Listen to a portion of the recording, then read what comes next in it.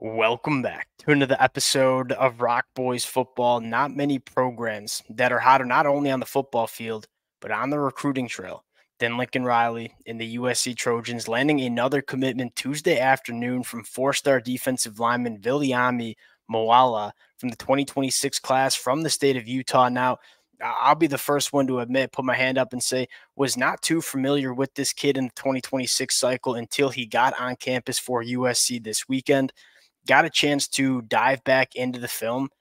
This kid is exactly what USC is looking for on the defensive line at 6'3", 305. This kid is a fire hydrant. He's a two-gapper. But I think what's most impressive is the first step quickness and the ability to get after the passer is a trait that this kid also possesses. And it's really hard to find those kind of guys. Think about, Isaiah Rakes, who came into USC in the winter, transferred out after spring. He was a two-gapper. He was exactly what USC was looking for in terms of that body type and that kind of role in the defense, but kind of lacked that pass rush nuance and that pass rush juice. Viliami Moala is a guy that gives you that two-gapper look, but also can give you some pass rush juice and get behind the line of scrimmage and go make plays in the backfield as well. That's what stands out to me the most, and I think what's most important, again, this is a four-star defensive lineman in 2026. That being said, you're starting to see the tides change. And we kind of talked about this, way back in the summer. Like, this is a USC program that is going to get defensive talent to this program if they can put on the football field that this defense has changed. You take a look at guys like Elijah Griffin or Justice Terry, what made it hard for them to commit to USC in the summer was the track record for player development on the USC defensive side of the football wasn't all that good. It is changing with Coach D'Anton Lynn coming in and this new defensive coaching staff. And you're starting to see guys like Viliami or Ty Jackson look at USC and say, this is not only a program that we can win at the highest level with, but on the defensive side of the football, I know I'm going to be part of a damn good defense. And I think that matters for a lot of these kids. Want to get into some of the film from Viliami Moala, talk about what he brings to this USC defense. Now, before we get into it, as always, to the USC fans, a special shout out to all the support y'all have shown the boys. It's been a blast talking this program, but all the fight-ons and all the support you guys throw in the comment section, it means the world. If you guys do enjoy the content, consider subscribing to the channel. Let it fly in the comment section with the fight-ons. And without further ado, let's get into this one. Now, before we get into the player, I want to talk about this idea of getting these kind of bodies out of the high school recruiting trail. You could either get a guy like Viliami Moala, who's going to be within your program for 3, 4, maybe even 5 years, or you could go get a guy like Dominic Williams in the transfer portal and pay him $1.5 million to come on campus for 6 months.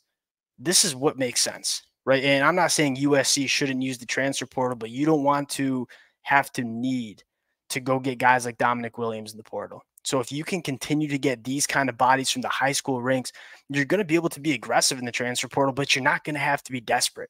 That's what USC is looking for in terms of how they want to build this roster. Yes, the transfer portal is a very good avenue to build a roster and kind of supplement a roster, but you want most of these guys, especially these kind of bodies, the premier guys that are very expensive to get in the transfer portal. You want to get these guys from the high school ranks, and I think Viliami Moala is going to be a guy that kind of serves that purpose. Now, getting into his fit within the USC defense, one of the biggest changes we've seen from Coach Lynn, not only just this USC team being so much better on defense in terms of physicality, speed, and tackling, on the defensive line, they're doing a lot more two-gapping than they are kind of shooting gaps. Now, you look back at 2023, yes, Bear Alexander and guys like him were disruptive in terms of getting behind the line of scrimmage, but when they did not make their plays behind the line of scrimmage, it opened up a lot of run lanes because we weren't having really two gaps. We were just kind of shooting gaps. A guy like Viliami Moala is so big for this USC defensive line because he's a two-gapping guy, right? 6'3", 305, low center of gravity, low pad level, eats up double teams pretty much like it's his job. These kind of guys, although, and kind of how we had the conversation with Kobe Pepe heading into 2024. And Kobe Pepe, Viliami, they're not going to be guys that are going to stuff the stat sheet with tackles for loss and sacks. But we've seen the impact that Nate Clifton's probably a great example of this. You talk about a guy that is playing physical at the point of attack. These are the guys that let everyone else have a lot of success on this USC defense. You talk about all the success a guy like Eric Gentry has had. think a large part of that is with the defensive line doing their job in front of them. And so these are the guys that they're not always going to be flashy. They're not going to be talked about by the national media, but they're really important to this D'Anton Lynn defense. And I'm fired up to see them getting these kind of bodies at the high school level. Now, you dive into the film, it's important to remind ourselves that this is 2023 film. This kid is a sophomore in high school at this point, and he's one just physically really impressively at 6'3", 305. He carries that weight exceptionally well. There's not a ton of bad weight on his frame, and you see that in his ability to rush the passer. You take a look at this first step, and more importantly, the juice that he has as a passer and how fluid he is for that size. I think he gets called for roughing the passer here. We'll take it, though. You see the violence. You see the athleticism for the size. You continue to work through the film and say, this kid is just a game wrecker. He's a big functional athlete on the inside. Now, you don't see too much two-gapping in terms of on the high school highlights because that's not necessarily highlight-worthy plays. But at 6'3", 305, you certainly know he can do that. Now, on the offensive line, you get a chance to realize just how nasty this dude is. Like, when he has hands on opposing defensive linemen, it's, for lack of better terms, a wrap. I mean, he is so strong throughout the lower half and then in the upper body. He's just a dog. He's the kind of guy that I think you talk about. One of the things that we've been so impressed with USC, like I'm trying to think of the best way to say it, the change in mentality that we've seen. This looks like a Big Ten defense. This acts like a Big Ten defense. It's a physical football team. These are the kind of guys you want to build your football program with. Again, I think he very well could play offensive line. Look him get to the second level again. When he's engaged, he's putting you in the dirt.